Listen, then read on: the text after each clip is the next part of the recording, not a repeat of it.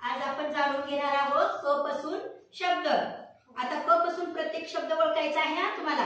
हे काय आहे? क। याच्यामध्ये कशाची ध्वनी आली आहे बघा बरं, क।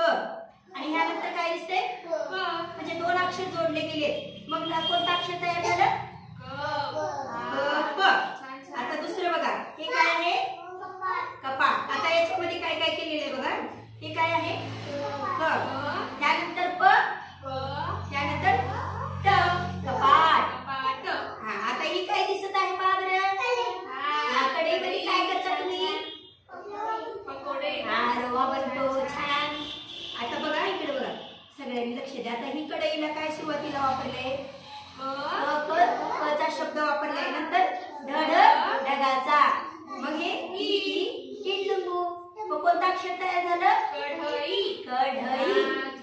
किती अक्षर आहेत तरी बघा बघे? हा, बरोबर 3 अक्षर आहेत।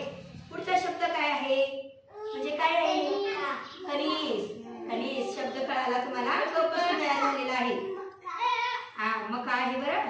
काय खाली लक्ष द्या सगळ्यांनी, हे काय अक्षर दिसत आहे तुम्हाला बोर्डमध्ये? क।